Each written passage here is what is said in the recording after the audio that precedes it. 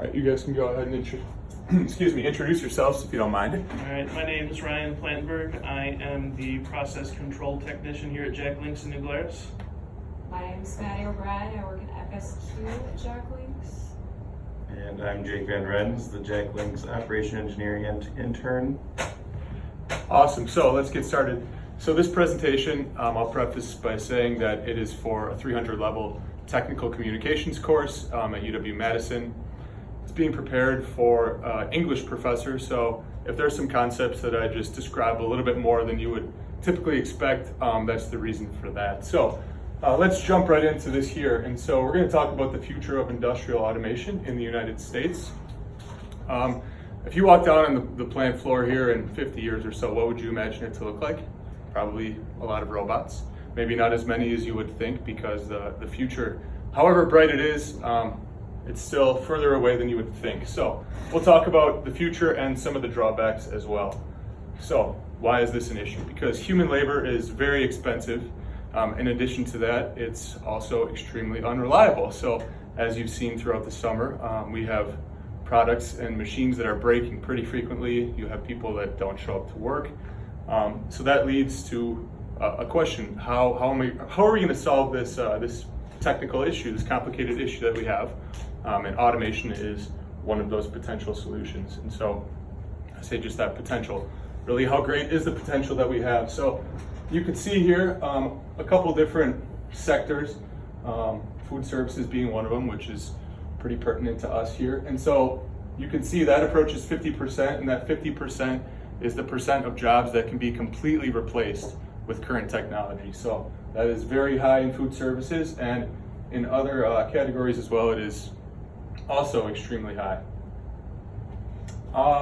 So a couple terms that I think are important for everybody to know before we really dive into this are, well, what is industrial automation? According to Manish Matanwi, it's the use of electric devices in place of humans. Well, okay, that's really broad. That doesn't help too much, right? You probably could have assumed as such. So Jürgen Fromm takes us to three different levels of what automation really is. The first one being manual, which is humans controlling everything. The second one being semi-automatic, which is where you'll have robots, but you have humans operating these machines. And the third one would be completely automatic. So to put that another way, semi-automatic would be on our stick cutter that we have. You would set the sticks in, but then it's cut by the machine. However, it needs a human then to place it into the correct bin. So you have the machine that's doing the cutting, but the humans that are doing the moving. Completely automatic would be complete removal of humans. So the stick comes in, it gets placed on the line, cut, and then placed in the correct bin. So that would be two different levels, and manual is pretty self-explanatory.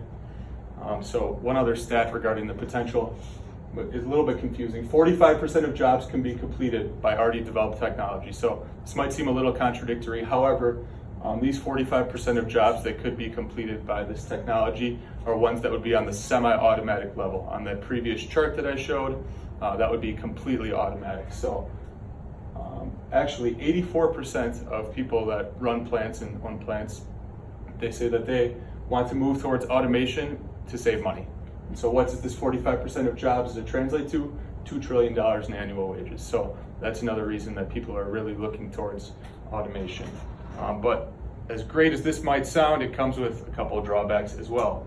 One of the main ones being cybersecurity, and that can be broken down into 4 different subdivisions according to Calvo and Inigo in their research on key vulnerabilities of industrial automation, with those being poor policy, improper equipment, network security, and communication protocols. In addition to cybersecurity being an issue, there's also initial costs, overhead issues, which people don't necessarily like to invest in, but I think it's important to see the long term. And then the other drawback would be job retraining. I mean, you have people that are working these manual processes right now, and with bringing in robots, you don't necessarily want to lay off all of your employees. And if we're moving towards that semi-automatic field, you're still going to need people to run these robots. And so to do so, you will need some retraining, which again costs money. So here's a little graph to show some of the cybersecurity incidents that have occurred from 2009 to 2013. You can see that they've increased tenfold, and this was already 6 years ago. So you can really just imagine where they're at right now. So cybersecurity really is a big issue as we move towards a more automated factory. So like I talked about before, regarding the 4 subdivisions of cybersecurity, the first one is policy and procedure. So really, what is that? That's a lack of guidelines and protocols set by management. Really, this boils down to management just being extremely proactive regarding situations. I think it's important, especially in our continuous division improvement, to be proactive as opposed to reactive, because money, like we said before, is a big issue. If you're going to be reactive, you're going to lose money in the end. So it's important for management to set policy and procedures regarding automation when it is brought into the factory. The second one that we talked about was equipment. Most cyber attacks actually occur on equipment that's over 15 years old. That's probably a little bit more than 15 years old, but regarding this, it's just very important to replace machines where necessary, when necessary, and if that's not possible, it's very important to redo them and make them as secure as possible. So the third one that we talked about is network security. And what is network security? This regards authentication protocols and a lot of password management. So something that can be done to combat cyber attacks in this segment would be updating passwords frequently. As we see with our computers all the time, you have to update your passwords, just make them as secure as possible. And the fourth one that we have is communication protocols.